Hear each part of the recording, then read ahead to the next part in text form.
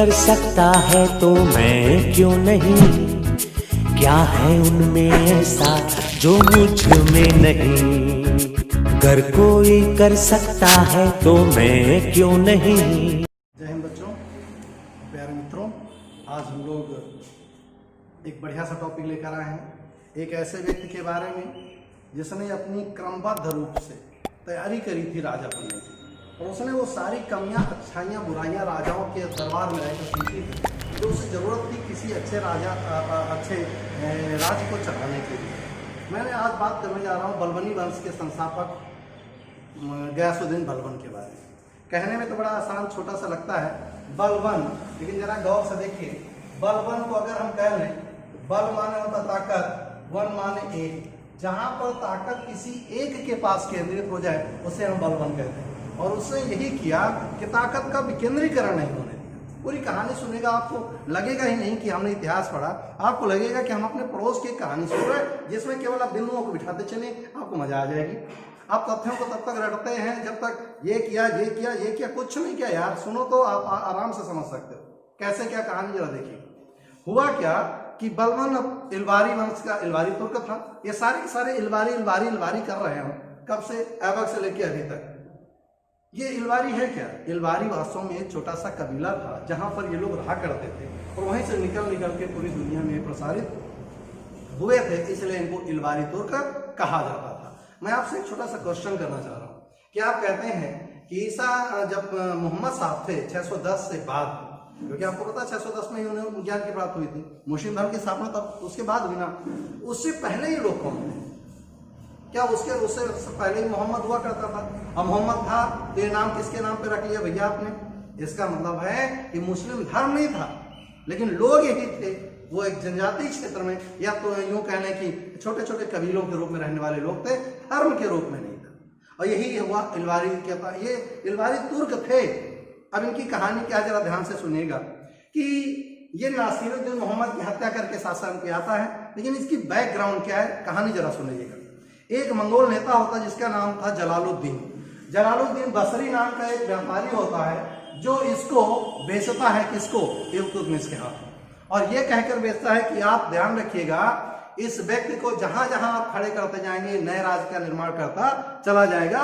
ये हम कभी कभी जाते हैं ना सब्जी लेने, हमें लेना तो केवल परवल रहता है, लेकिन जो सब्जी वाला होता है ना, बेचने की कला जानता है। वो क्या कहता है, साहब ये टमाटर ले लो, ये टमाटर खास टमाटर हैं, राजस्थान वाले हैं, बालू में पकाए जाते हैं साहब, लेके जाओ, टेस्ट में मजा आएगा। जबकि बेवकूफ बना रहा है वो, पड़ोस के खेत का तोड़ा हुआ आपको बेच देता। ये कला होती है। यही कला बसरी के पास ही वो सामान्य से एक लड़के को दिमाग में भर देता है, यू आर द वन। इसीलिए बल वन, जिसके पास एक ही बल हो और वन अकेला ही हो जो बलवान हो। वो बलवान उनको लेकर जाता है इल्तुतमिश। और आप जरा देखिए, इल्तुतमिश के समय खासदार के पद पर रहता है, रजिया के समय अमीर शिकार के पद पे रहता है, बहराम शाह के समय अमीर आठूर के पद पे रहता है, नसीरुद्दीन के समय, मसूद शाह के समय अमीर हाजिब के समय रहता है, और अंत में नसीरुद्दीन महमूद के दरबार में उलूग खां की उपाधि लेकर, यानी ईश्वर का छाया शासन के रूप में आ जाता है। क्या मतलब रहा इसका? यदि वो चाहता इल्तुतमिश की मृत्यु के बाद, रजिया सुल्तान एक महिला थी, चाहता तो निपटाकर शासन सत्ता हथिया लेता, लेकिन उसने ऐसा नहीं किया। क्यों? क्योंकि वो जानता था गरम गरम खाएंगे मुंह जल जाएगा, बेहतर है एक बढ़िया रेसिपी बनाओ और उस रेसिपी का एंजॉय लंबा जाकर खाएंगे। और वो हर दरबार में अपनी पहुंच बनाता रहा, इस प्रकार वो सत्ता पे काबिज हो गया। ये कहानी थी प्रारंभिक रूप पर बलबन की। अब बात करते हैं, जब ये आया तो सबसे पहले आप क्या करते हैं?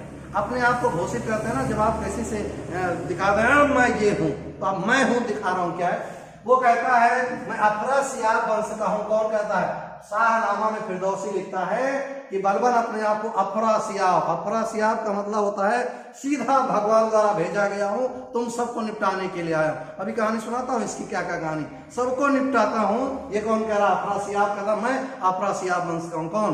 ये बलबन। और जब ये आता है तो सबसे पहले कहानी क्या है? सबसे पहले इल्तुतमिश द्वारा बनाए गए दल चालीसा का बेड़ा गर्क करता है। सुनिएगा ध्यान से, बेड़ा गर्क करने का मतलब 40 दल को भंग किया और जितने 40 सरदार थे सबको छोटा करा दिया।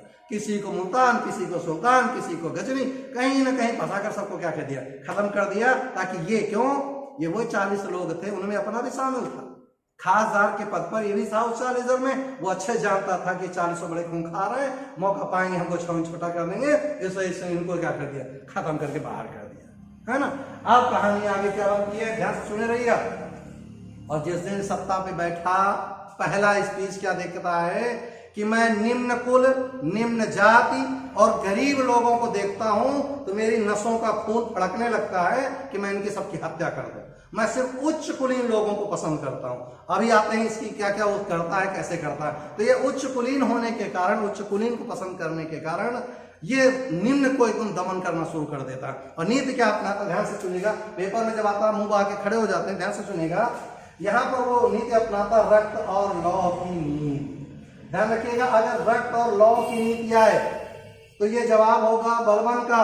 और उल्टा कर दीजिए, लौह और रक्त की नीति, तो ये अलाउद्दीन खिलजी का हो जाएगा। दोनों ही एक से बढ़ के एक जालंधर टाइप के, दोनों इधर खूंखार टाइप के शासक हैं। ये कहता है रक्त और लौह, वो कहता है लौह और रक्त, अंतर क्या है। ये कहता है पहले खून पियो तब गला काटो, मतलब क्या है, उसके पास कुछ बचने ही ना तो सब छीन लो। किसके पास, जनता के पास। और जब चुस जाएगी जनता तब गला काट दो, क्योंकि लड़ने की स्थिति में ही नहीं होगी। उल्टा अलाउद्दीन क्या कहता है कि इसका लौह का मतलब कहता है तलवार, लौह का मतलब वो अलाउद्दीन कहता है इनका गला काटो, खून नीचे, काम खत्म, कौन बवाल में पड़ेगा, ये अलाउद्दीन कहता है। ध्यान रखिएगा, अगर रक्त और लौह की नीति कहा जाए तो आपको जवाब देना है बलबन, अगर लौह और रक्त की नीति कहा जाए तो अलाउद्दीन खिलजी। इसने लौह और रक्त की नीति अपनाई और छौन छोटा करना शुरू कर दिया, नीचे आदमी को काटना। और दरबार में एक भयंकर, इतना भयंकर दरबार में, अभी मैं सिद्धांत बढ़ाऊंगा कि दरबार में किसी की हिम्मत नहीं थी कि वहां से दे। चलिए कहानी देखते हैं। इसके बाद दुर्गा ने चहलगानी, मैंने भी कहा, दल चालीसा का क्या कर देता है, भंग कर देता। और इसको भंग करने के बाद अपनी उपाधियां धारित करता। कौन कौन सी, पहली है उलूग खां, मैंने आपको बताया था उलूग खां माने क्या था, ईश्वर की छाया। दूसरी जिल्ले इलाही, मैं ईश्वर का, मैंने कहा था फरासिया, मैं ईश्वर का भेजा बंदा हूं, मैं सिर्फ और सिर्फ शासन करने के लिए ही आया हूँ। ये कौन कहता है, भगवान। अगला नियामत खुदाई, पृथ्वी पर अल्लाह का बंदा, यानी मैं, अल्लाह के बाद मेरा ही नंबर आता, बीच में कोई नहीं होता। देखते हैं कौन होता है। अगला गियासुद्दीन, सिंहासन पर बैठते समय अपनी पदवी रखता है गियासुद्दीन, यानी जिसका कोई जीतने वाला ना हो। अब कहानी क्या, जरा ध्यान सुनेगा। जब ये सत्ता पर बैठता है तो सबसे पहले उलेमाओं को, ये वही उलेमा ना, क्योंकि उसने रजिया को देखा था कि तुर्क सरदार शांति से रहने नहीं दिए, मसूसा के समय देखा तुर्क सरदार सही से रहने नहीं दिए, तो सबसे पहले जितने उलेमाओं थे इनको सबको भगाया दरबार से। यानी दरबार में उलेमाओं का कोई स्थान नहीं। खलीफा से आनता मानता गई भाड़ में, हम शासक काहे कि तुम खलीफा, मैं राजा हूं, मैं चलाऊंगा शासन कैसे चलता है, मैं और कुछ नहीं जानता, मैं इतना जानता हूं कि मैं राजा हूं, मैं अलीफा खलीफा कुछ नहीं मानता। यानी इसने अलीफा खलीफा को मानना मना कर दिया। अब जब आप मना कर देंगे तो कोई आपको स्वीकार करेगा क्या। यही कारण था कि बलबन को धीरे धीरे सारे लोग स्वीकार करना बंद कर दिए। तो इसने कहा बंद तो कर रहा है, पहले सुनो। सुनो क्या, राजत्व का सिद्धांत। क्या है राजत्व का सिद्धांत? ये कहता है कि ईश्वर द्वारा भेजा गया मैं प्रतिनिधि हूं, पैगंबर के बाद सिर्फ और सिर्फ मैं, बीच में कोई नहीं, या अलीफा खलीफा का कोई वैल्यू नहीं है। और उसने काम क्या किए, कहां कहां मंत्रणा उसने पता किया, गड़बड़ कहां। तो सबसे पहले सामाजिक समारोहों पर क्या लगा दी, प्रतिबंध। नृत्य संगीत सब पे रोक, कुछ नहीं। क्यों, ऐसी जगह इकट्ठा होकर राजा खिलाफ तैयार करते ना षड्यंत्र, लो सारे बंद। किसने, बलबन। बलबन एक ताकत है, जो चाहूंगा करूंगा। अगला कौन आया, साधारण व्यक्तियों से बात करना बंद, यानी जो निम्न कोटि के लोग होते हैं उनसे बात करना बंद। मैं आपको एक सीख देता हूँ, यहाँ निम्न कोटि का अभिप्राय आप कुछ ले सकते हैं, गरीब ले सकते हैं, निचला तबका ले सकते हैं, कुछ ले सकते हैं। लेकिन मैं आपको एक सलाह देता हूँ कि जब भी आप कभी सफर करें बस में, ट्रेन में या किसी स्थान पर, तो आप बस में ये देख लीजिए कि आपसे श्रेष्ठ या अच्छे लोग कहाँ पर बैठे हैं। पता है क्या होगा, उसको आपको बहुत कुछ सीखने को मिलेगा। आप वहां पर अच्छी बातें समझ पाएंगे, अच्छी चीजें सीख पाएंगे। और अगर आप बैठ गए, आप गुरु जी हो जाए, अगर इनके पास बैठेंगे तो तमाकू ही मिलेगी, बिगाड़ने के सिवा कुछ नहीं करेंगे। यही चीज इनके साथ था। क्या कि राजत्व के सिद्धांत में इन्होंने कहा था कि साधारण व्यक्ति से बात करना भी बंद कर देना चाहिए। दूसरा, दरबार में यहाँ ही नहीं होगा। कहा, जो अकबर के समय होता था, कौन था दरबारी, बीरबल, जब देखो तब हा ही। लेकिन इसने क्या किया, हंसे छौन छोटा, और जितने उलेमा थे उनके सबकी दाढ़ी कटवा के भगा दिया, कोई नजर ना आना, छौन छोटा कर देंगे। दूसरा, छोटे अमीरों से मिलना बंद। छोटे अमीर का मतलब होता है 4 बीघा खेती हम सामंत, 8 बीघा खेती हम राजा, सबको मार कूट नाला कुछ नहीं, सब खत्म। किसने कह दिया? बलबन ने। अगला, दरबार में केवल एक व्यक्ति होता था वजीर, जो खड़े होकर पूरी बात कहेगा, बैठ कर वो भी नहीं, खड़े होकर बात करेगा और अपनी बात रखकर चुपचाप बैठ जाएगा। इसका मतलब हुआ पूरी तरह निराशावादी बना दिया उसने, लोगों को मिलना जुलना बंद, सारे समारोह बंद, यानी कि अब ताकत किस पे केंद्रित हो गई? बलबन पर। इस प्रकार उसने एक निरंकुश शासक के रूप में अपने आप को स्थापित कर लिया, किसी की बोलने की हिम्मत उसके समय नहीं होती थी। अब इसने क्या कहा? इस्लाम धर्म बहुत बकवास का धर्म है, इसलिए मैं नहीं कह रहा भैया बलबन कह रहा, क्यों? इसने गैर इस्लामी प्रथाएं शुरू कराई। कहां? अपने दरबार में। और सबसे पहला काम, अपने ही पोतों का नाम क्या रखा? कैकुआद, क्यूमर्स। ये सारे के सारे कैसे थे? ये सब ईरानी नाम थे, जो कि भारतीयों से मैच ही नहीं करते थे। दूसरा, इसने सिजदा और पैबोस नामक 2 प्रथाएं प्रारंभ करी। मैं रिपीट कर रहा हूं, सिजदा और पैबोस जैसी प्रथाएं शुरू की। ये फारसी का शब्द है। सिजदा माने होता है जमीन पे लौट के राजा को प्रणाम करना। क्यों? तुम तो बड़े घूम रहे थे ना, खासदार, मैंने आपको अभी थोड़ी देर पढ़ाया था। अब करिए आप ऐसे किए नहीं, गला काट के आपके सामने पकड़ा देगा, ये लो निकल लो यहाँ से। इस प्रकार सिजदा माने लौटो, लौट के प्रणाम करो। दूसरा, पैबोस माने मेरे अंगूठे को चूमो। इसका मतलब हुआ कि तुम्हारी कोई वैल्यू नहीं, जो कुछ था मैं वन। मैंने पहले कहा था बल वन, एक ही के पास बल है, बाकी सब बेकार। और दूसरा, उसने नौरोज त्योहार प्रारंभ किया, जो कि एक फारसी त्योहार था, जो बड़े धूमधाम से मनाया करता था बलबन, और इसमें बहुत सारा दान भी किया करता था नौरोज के त्योहार में। और उसने कहा था इन त्योहारों को मनाने का अधिकार केवल कुलीन व्यक्तियों को है। अंदाजा लगाइए, हिटलर के दिमाग में यही एक बात आई थी कि श्रेष्ठ को जीने का अधिकार, बाकी सब कीड़े मकोड़े, इनको जीने की जरूरत क्या है।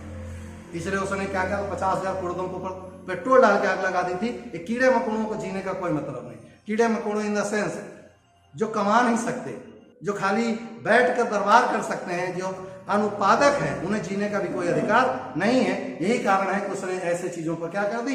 रोक लगा दी। छोटे से तो बात ही नहीं करनी, निम्न कुल के किसी व्यक्ति से बात नहीं करनी, वो केवल बकवास की बातें करते हैं, उत्पादन की बात नहीं करेंगे, विकास की बात नहीं करेंगे। उनके टांग टूट गए। अब टूट गए, ये बात करने का कोई टॉपिक होता है क्या जी? ये सारी बातों के नहीं, उसने कहा उच्च कुलीन उच्च व्यक्तियों से संपर्क, इसलिए उसने समाप्त कर दिया। ये था उसके समय के। और इसने अपनी किताब में लिखा है फिरदौसी ने, कि लिखता है कि निम्न व्यक्ति को देखकर मेरा खून खौलने लगता है कि मैं इसके गले से क्षण छोटा कर दूं। ये कौन कहता है? बलबन कहता है। इतना खतरनाक शासक के रूप में स्थापित हुआ कौन? बलबन। अब इसके बारे में छोटी सी बात है, इसने कुछ विजय करी थी जो बहुत पूछा जाता है। पहला, कटेहरों का दमन। क्वेश्चन सीधा सीधा पूछेगा, कटेहरों का दमन किसी दिल्ली के आसपास क्षेत्र होते थे, क्या है सुनेंगे? दिल्ली के आसपास क्षेत्र होते थे, ये सब थे लुटेरे। और लुटेरे होने का जब आया कूदे, जब आया कूदे, जब आया कूदे, तो उसने क्या किया? जंगल कटवा डाले। और उसके बाद कटेहरों का क्या कर दिया? दमन कर दिया। इसके बाद निवासियों का दमन, ये भी चोर डकैत थे। अवध के व्यापारिक मार्ग में जिसको रास्ते में लोग लूट लिया करते, उन सबको इसने क्या कर दिया? भयमुक्त कर दिया। ये सब किसके बारे में था? बलबन के बारे में। तो ये कहानी थी किसके बारे में? बलबन के बारे में, जो हमने आप तक पहुंचाई। ये छोटा सा टॉपिक था, और इसी टॉपिक में हमने बहुत सारी चीजों को समझ लिया कि भैया बलबन कितना खतरनाक था, कितना अच्छा था, कितना बुरा था। ये सारी चीजें हमने समझी इस टॉपिक में। और अब हम इस टॉपिक के बाद नया टॉपिक लेकर आएंगे, किसके रूप में? जो अगला वंश होगा, खिलजी वंश, क्योंकि इन्हीं के दरबार में खिलजी भी होंगे इन्हीं के दरबार में, लेकिन बोलेंगे कुछ नहीं। जहां बलबन तैयारी कर रहे थे लंबी, वहां ये खिल्ली भी तैयारी कर रहे होंगे लंबी, क्योंकि इनके दरबार में इनका कोई उत्तराधिकारी कोई है नहीं। तो स्वाभाविक है अपनी मृत्यु मरने के कारण बलबन किसी को घोषणा ही कर पाए उत्तराधिकारी की, और अगला उत्तराधिकारी के रूप में कौन आएंगे? जलालुद्दीन खिलजी, या खिलजी वंश की स्थापना होगी। तो अगले टॉपिक में मिलेंगे खिलजियों के बारे में। फिलहाल इसमें एक लाइन में आप कहते हैं बलबन कैसा था, तो हम कहेंगे निरंकुश शासक था। आज फिलहाल इतना ही, मिलते हैं नेक्स्ट टॉपिक में। आज जय।